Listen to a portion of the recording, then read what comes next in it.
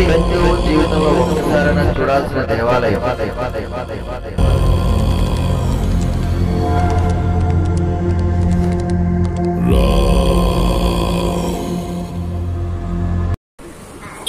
Hello hello hello వచ్చేసాడు మళ్ళీ తలనొప్పి వీడియోతో వచ్చేసాడు. ఆల్రెడీ మీరు తమ్ముళ్ళని చూశారు. ఎస్, మీరు అనుకున్నది. మనమైతే అయోధ్య ప్లాన్ చేసాం, అయోధ్య వెళ్తున్నాం. కానీ దారిలో బడ్జెట్ తక్కువైంది, అందుకే భద్రాచలం వరకు వెళ్ళి వెనక్కి వచ్చేద్దామని ఫిక్స్ అయ్యా. సరే, మొత్తానికైతే వీడియో స్టార్ట్ చేశా కాబట్టి అలా అలా అలా అలా వెనక్కి తిరిగి చూసుకుంటే మనం సికింద్రాబాద్ స్టేషన్లో అయితే ఉన్నాం ప్రస్తుతానికి. పదండి లోపలికి వెళ్ళిపోయి ట్రైన్ ఎక్కుదాం. ముందైతే టైం అయిపోతుంది అసలే. మన ట్రైన్ అయితే స్టార్టింగ్ లో ఉంది. 12745 D6.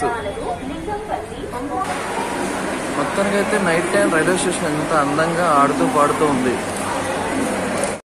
నాకు ఎంత బద్ధకం అంటే ట్రైన్ వచ్చేసి 11:45కి, నేను ఇంకా 23:41 అయింది. ఇంకా ఫస్ట్ ప్లాట్ఫామ్ మీద చిందులేస్తున్నా.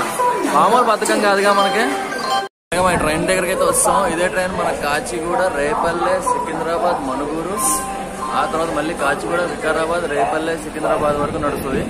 మనం వెళ్లాల్సింది అయితే 12745 సికింద్రాబాద్ టు మనుగూరు. వచ్చేసి మనకి వయా జనగాము, మహబూబాబాద్, డోర్నకల్ మీదుగా భద్రాచలం రోడ్ అయితే వెళ్తుంది. సరే, ముందైతే ట్రైన్ ఎక్కేద్దాం. ప్రస్తుతానికైతే స్టేషన్ అంతా ఈ విధంగా ఉంది. అందరూ ఇదే ట్రైన్ కోసం ఎదురు చూస్తున్నారు. ఈ ట్రైన్ ఇంకా స్టార్ట్ అవ్వలేదు. 11:45 రైట్ టైం అన్నాడు. 11:45 అవుతుంది కానీ ఇంకా స్టార్ట్ అవ్వలేదు. మరి ఎప్పుడవుతుందో చూడాలి. ఇంకా యాక్చువల్గా ఇన్ని రోజులు నాకు కొంచెం హెల్త్ అప్సెట్ అయింది. ఇది ఏంటంటే ఈ వేలుకి గోరు చుట్టు అంటారు, ఇది దగ్గర నుంచి చూపిస్తాను. అదైందనమాట. 3 వీక్స్ దగ్గరగా ఘోరంగా ఆడుకుంది. మామూలుగా ఆడుకోలేదు, ఒక రేంజ్ లో ఆడిచ్చింది. అందువల్ల ఈ మధ్యలో వీడియోస్ తీయడానికి కానీ ఏమైనా చేయాలన్నా, ఏ పని చేయాలన్నా సరే చాలా ఇబ్బంది పెట్టింది. ఫైనల్ గా అదైతే తగ్గింది. రేపు తెల్లారితే నా పుట్టినరోజు, జూలై 27వ తారీఖు. కాబట్టి హైదరాబాద్ లోనే సెలబ్రేట్ చేసుకోవడం అది రొటీన్ అయిపోయింది. కాబట్టి అలా అలా సరదాగా మనం అయోధ్య వెళ్దామని అయితే ప్లాన్ చేశాను. కానీ నా పరిసరంలో డబ్బులు అయోధ్యలో ఎంత ఎక్కువైతే లేవని చెప్పి భద్రాచలం వరకు అయితే ప్లాన్ చేశాను. మొత్తానికి అయితే ఇప్పుడు భద్రాచలం అయితే మనం వెళ్తున్నాం. ప్రస్తుతానికి అయితే మనం 12745 అనేటటువంటి ట్రైన్ నెంబర్ ఉన్నటువంటి ట్రైన్లో అయితే మనం జర్నీ చేయబోతున్నాం. మనుగూరు ఎక్స్ప్రెస్. ఇది మనకి వయా సికింద్రాబాద్ మీద నుంచి డోర్నకల్, మహబూబాబాద్, జనగాం ఈ వైపుగా మనకి భద్రాచలం రోడ్ అయితే వెళ్తుంది. భద్రాచలం రోడ్డు నుంచి మళ్ళీ మనం భద్రాచలం అయితే ట్రావెల్ చేయాలి. సరే, అదంతా ఒకటే మోడల్లో ఇప్పుడే మాట్లాడుకుంటే మనకి బాగోదు కాబట్టి అలా అలా వెళ్తూ ముందుకు వెళ్తూ కూడా మనం మాట్లాడుకుందాం. సరేనా? మరి వీడియో స్టార్ట్ చేద్దాం. పదండి వెళ్ళిపోతాం భద్రాచలం. అయోధ్య అయోధ్య మాట్లాడితే ఆ భద్రాచలం రామాయణ ఏదో ఒకసారి దర్శనం చేసుకుని వద్దాం. పదండి వెళ్ళిపోదాం. మనం చూసుకున్నట్లయితే ట్రైన్లో సింక్ కూడా కొంచెం నీట్గానే ఉంది. Better, not bad. అలాగే ఒకసారి వాష్రూమ్ కూడా చూద్దాము ఎలా ఉందో. ఒకసారి వాష్రూమ్ డోర్ తీసుకుని లోపలికి అయితే వెళ్దాము. లోపల కూడా పర్లేదు, నాట్ బ్యాడ్, బాగానే ఉంది. అంత నీట్గా అయితే ఏం లేదు కానీ నాట్ బ్యాడ్. ఖర్చు మట్టి ఖచ్చితంగా కావాల్సిందే. అలాగే బయట మనం చూసుకుంటే ఫైర్ యాక్సిడెంట్ అయితే కనుక దాన్ని స్ప్రే చేయడానికి ట్యాంకులు అయితే ఉన్నాయి. అదేవిధంగా ట్రైన్ అయితే మాత్రం చాలా నిశ్శబ్దంగా ఉంది. మనం కూడా నిద్రపోదాం. ఇంకా అబ్బా, ఫైనల్ గా భద్రాచలం అయితే వచ్చేసాం. యాక్చువల్గా కన్స్ట్రక్షన్ జరుగుతుంది లోపల అంతా కూడా, అందుకే ఎక్కడి నుంచి తిరిగి బయటకు వచ్చినాం. ఇక్కడ నుంచి మనం ఇప్పుడు ఇది భద్రాచలం రోడ్ అని ఉంటుంది కానీ ఇది భద్రాచలం అయితే కాదు. ఇక్కడ నుంచి మళ్ళీ మనకి 1 అవర్ జర్నీ అయితే ఉంటుంది. ఇక్కడ నుంచి అరౌండ్ 37 కిలోమీటర్స్ అయితే ఉంది. ఇక అక్కడ కూడా ఒక ఆటో తీసుకొని బయలుదేరదాం. దాని గురించి కూడా మాట్లాడుకుందాం ముందు. ఇప్పుడే నిద్రలేసాం కదా, నిద్ర మొత్తం వదులుతలేదు. మళ్ళీ ముందు మాట్లాడుకుందాం. జాగ్రత్త. మనం ట్రైన్ దిగి బయటకు రాగానే ఆటో వాళ్ళు భద్రాచలం అని అయితే రెడీగా అరుస్తూనే ఉంటారు. నువ్వు ఇంకా అడగక్కర్లేదు, ఇంకా నీ బ్యాగ్లో ఆక్కుని వాళ్ళు వెళ్ళిపోతుంటారు మొహమాటం లేకుండా. ఆటోకి అయితే మనకి ఈచ్ 1 పర్సన్కి 100 రూపీస్ అయితే ఛార్జ్ చేస్తారు. అలాగే బస్సెస్ కూడా మనకి అవైలబుల్గా ఉన్నాయి. బస్సు అయితే 80 రూపాయలు ఉంటుంది. కానీ బస్ స్టాండ్ నుంచి మళ్ళీ టెంపుల్కి వెళ్ళాలంటే 20 రూపాయలు అయితే అవుతుంది. కాబట్టి మనం డైరెక్ట్గా ఆటో అయితే మాట్లాడుకొని అక్కడికైతే వెళ్ళిపోతున్నాం. అండ్ వర్షం అయితే మాత్రం చాలా ఘోరంగా పడుతుంది ఇక్కడ. ఆ వర్షం ఎఫెక్ట్ అనుకుంటా ఎవరు షాపులు కూడా ఓపెన్ చేస్తలేరు. ఆయన ఇంత పొద్దున్నే ఎవడు ఓపెన్ చేస్తాడులే ముందు. అండ్ అలాగే మనకి ఎక్కడికక్కడ చెక్ పోస్టులు అయితే ఉన్నాయి. ఎందుకంటే లారీలు ఆపేస్తున్నారు. ఈ వర్షం వలన ముందుండేటువంటి బ్రిడ్జి గోదావరి చాలా ఉధృతంగా ప్రవహిస్తుందంట. అందువలన లారీలు అయితే ఆపేస్తున్నారు. అండ్ మనకు చూసుకున్నట్లయితే గోదావరి కరెక్ట్గా బ్రిడ్జ్ కింద నుంచి వెళ్తుంది. 60 అడుగుల వరకు అయితే వచ్చేసిందంట గోదావరి.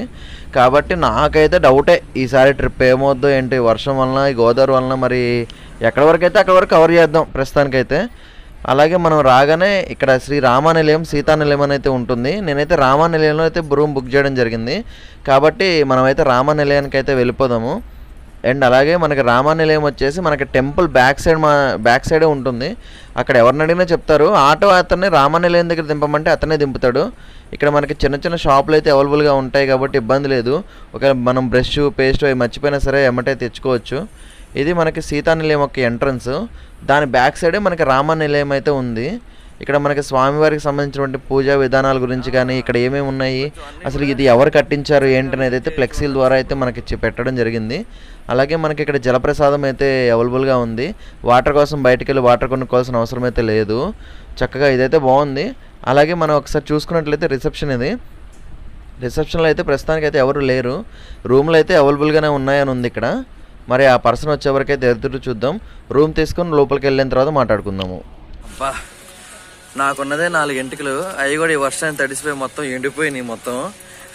ఇందాక జరిగిన విచిత్రం ఏంటంటే, యాక్చువల్గా నేను బుక్ చేసుకున్న రూమ్ వచ్చేసి శ్రీరామనిలయం అని ఉందనమాట. భద్రాద్రికి సంబంధించినటువంటి అఫీషియల్ వెబ్సైట్లో నేను బుక్ చేశాను. అయితే శ్రీరామనిలయం అని ఉండేసరికి నేను ఆటో అతను అక్కడే దింపమన్నాను. అతను శ్రీరామనిలయం దగ్గరే దింపాడు. కానీ అక్కడికి వెళ్ళిన తర్వాత నా టికెట్ నెంబర్ లేదు, నేను బుక్ చేసుకున్నట్టు లేదు. ఆయనేమో చూసి, అన్నా నీది ఇక్కడ కాదు, ఇదే పేరుతో శ్రీరామ సదన్ అని ఉంటుందన్న, నువ్వు అక్కడికి వెళ్ళాలని చెప్పేసి మళ్ళీ అంటే ఈ వర్షంలో పడి నడుచుకుంటూ 1.5 కిలోమీటర్ నడిస్తే ఇక్కడికి వచ్చాం. ఫైనల్గా రూమ్ అయితే దొరికింది. మీరైతే ఈ తప్పు చేయొద్దు, చూసుకోండి, ఎందుకన్నా మంచిది. అందుకే ముందే చెప్తున్నా.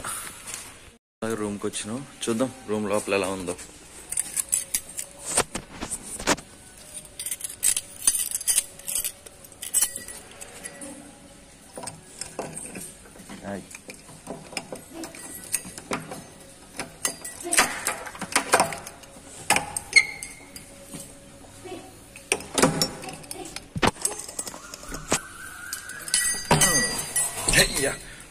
తలుపులు వస్తలేవు అమ్మాయ.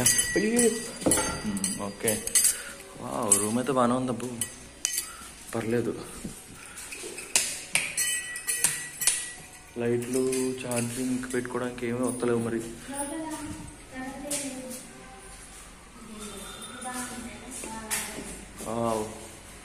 వచ్చింది వెలుగు వచ్చింది. ఒక ఫ్యాను, ఒక బెడ్, చక్కగా కూర్చోడానికి కుర్చీ, ఆడుతూ పడుతూ.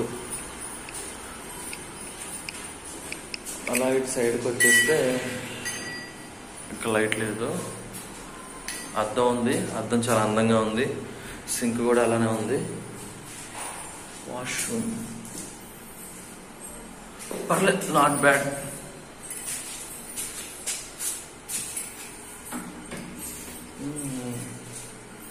పర్లేదు, బాగానే ఉంది. రూమ్ అయితే ఇలా ఉంది. మొత్తం మాట్లాడుతుంటే వాయిస్ నాకే రీసౌండ్ వస్తుంది. ఇక ఫ్రెష్ అప్ అయి టెంపుల్కి వెళ్ళిపోదాం. ఫ్రెష్ అయ్యి వస్తా, మళ్ళీ కలుద్దాం. వైట్ షూ నాశనం, మామూలు నాశనం కాదు. ఆ మురికి పోతుందో లేదో కూడా తెలియదు. ఇందాక అక్కడ మెకానిక్ షెడ్ ఉండే, అక్కడ ఆయిల్ మురుకులు పడ్డది దీని మీద. అయిపోయింది దీని పని. శ్రీరామ్ సదన్లో అయితే రూమ్ తీసుకోవడం జరిగింది.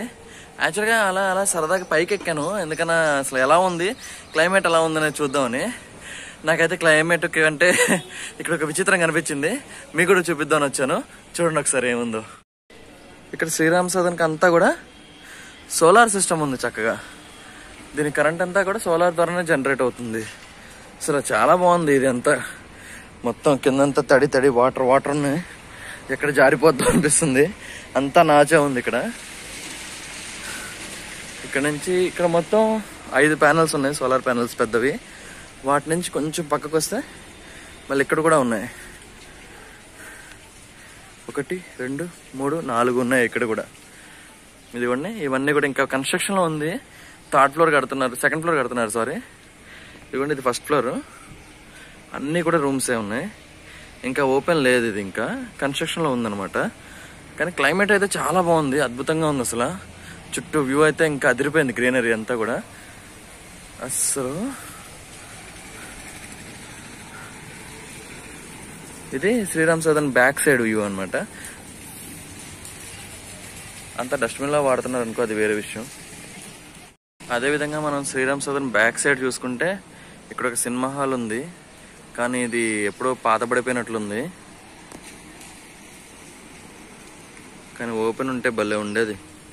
అసలు చక్కగా సినిమా కూడా చూసేవాళ్ళం. అప్పుడు ఇంకొక మూవీ హాల్ బ్లాగ్ వచ్చేది మనకు కూడా. అంతా మొత్తం పాత పడిపోయింది అంతా కూడా. సర్లే ముందైతే కిందకి వెళ్ళి ఫ్రెష్ అప్ అయ్యి టెంపుల్లోకి వెళ్ళిపోదాం. అబ్బా ఫైనల్గా స్నానం అయితే అయిపోయింది. రోడ్డు మీద పడినా ఆడుతూ పాడుతూ. మొత్తానికి ఇది మన అవుట్ఫిట్ అలా అలా సరదాగా సాగిపోతుంది. వర్షం మట్టికి ఒక రేంజ్లో పడుతుందప్ప. ఎక్కడ చూడు వర్షమే ఉంది ఈరోజు. మొత్తానికి నా కోసం అనుకుంటా వర్షం అలా పడుతూ ఉంది. పదండి ఇంకా టెంపుల్కి వెళ్తూ మాట్లాడుకుందాం అన్ని. శ్రీరాముడి హిస్టరీ అయితే అందరికీ తెలిసిందే, పెద్దగా మనకి తెలుసుకోవాల్సిందేం లేదు.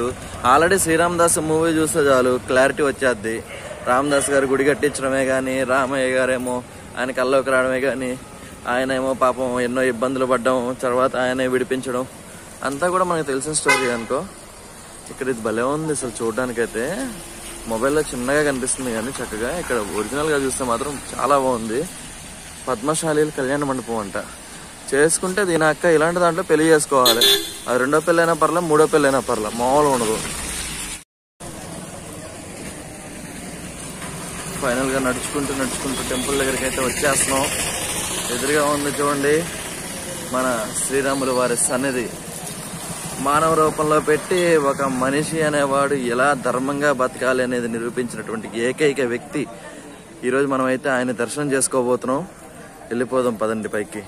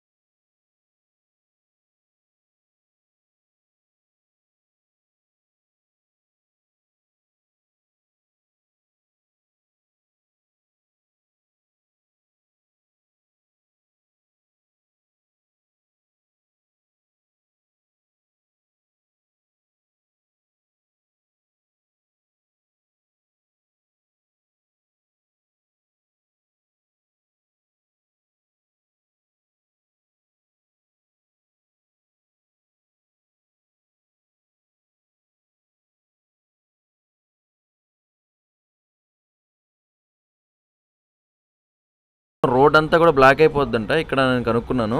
మొత్తానికైతే వాళ్ళు చెప్పిన ఇన్ఫర్మేషన్ అయితే ఇది. అబ్బా ఫైనల్గా కొబ్బరికాయలు కొని దర్శనంకి వెళ్ళి కొట్టేసి ఆయనకో సగం మొక్కేద్దాం, మనం సగం మొక్కట్టుకొచ్చేద్దాం. రేపు ఇంటికి వెళ్ళగానే పచ్చడి చేసుకోవడానికి అయితే మనకు వస్తుంది. ఇవన్నీ టెంపుల్. మొత్తానికైతే లోపలికి వెళ్ళిపోయిన తర్వాత మాట్లాడదాం ఏదైనా ఉంటే. Bye bye. బ్యాగులు కెమెరాలు అన్ని ఇక్కడ పెట్టేయాలి. పెట్టేసిన తర్వాత పోయి వచ్చిన తర్వాత మాట్లాడదాం.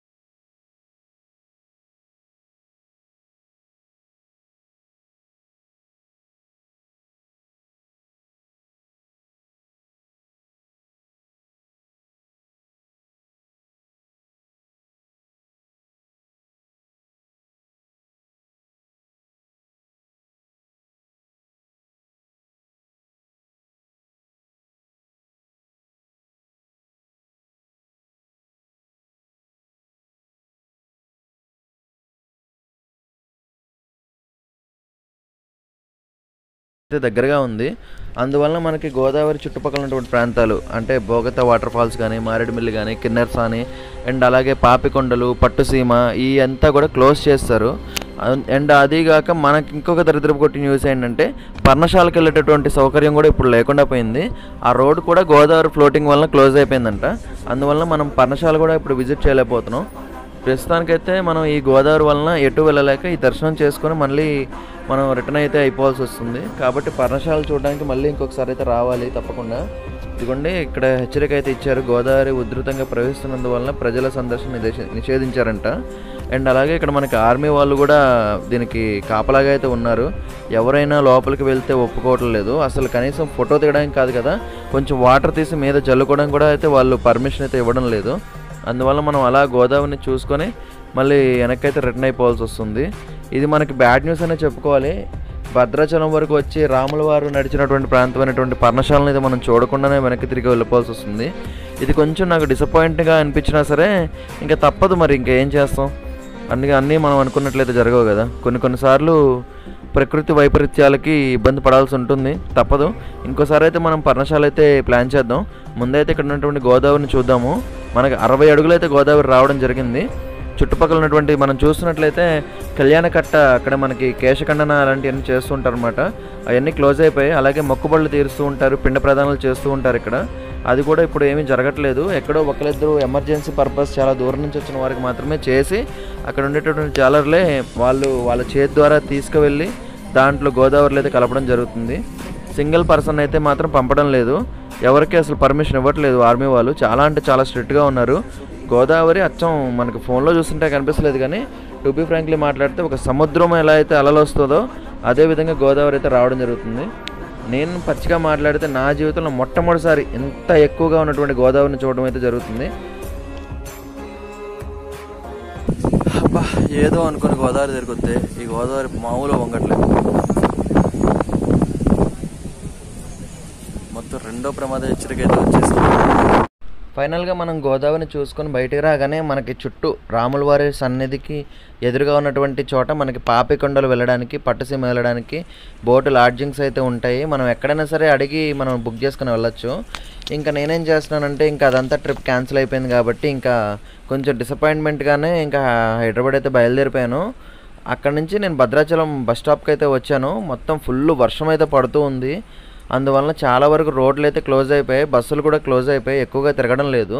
మొత్తానికి ఎలా అయితేనేమి నేనైతే రైల్వే స్టేషన్కి అయితే వచ్చేసాను. ఇంకా ట్రైన్ ఎక్కేసి ఇంకా హైదరాబాద్ అయితే వెళ్ళిపోవడమే. కానీ పర్ణశాల అయితే చూడలేదనే డిసప్పాయింట్ అయితే నాకు గట్టిగానే ఉంది. మళ్ళీ దానికోసమైనా సరే నేను ఖచ్చితంగా ఇంకోసారి అయితే రావడానికి అయితే ట్రై చేస్తాను. అండ్ ఈసారి వచ్చినప్పుడు అయితే వర్షాకాలం కాకుండా కొంచెం ఎండాకాలంలో అయితే వస్తా. మొత్తానికైతే ఈ వ్లాగ్ ఎక్కడితో ఎండ్ చేయడం అయితే జరుగుతుంది. ట్రైన్ అయితే రెడీగా ఉంది. మనకి ఇదే ట్రైన్ మనకి నైట్ 10:30కి అయితే ఉంది. ఈ ట్రైన్ నెంబర్ 12746. ట్రైన్ కూడా చాలా నీట్గా ఉంది. ఇది మనకి సికింద్రాబాద్ ఎర్లీ మార్నింగ్ 4:30కి అయితే రీచ్ అవుతుంది అని చెప్తున్నారు. బట్ కానీ మనకి 5 అయితే కంప్లీట్ అవుతుంది ఖచ్చితంగా. కాబట్టి 1 డే ట్రిప్ అయితే ఇక్కడితో కంప్లీట్ చేస్తున్నాను. బాయ్ బాయ్, మళ్ళీ ఇంకో వీడియోతో కలుద్దాం.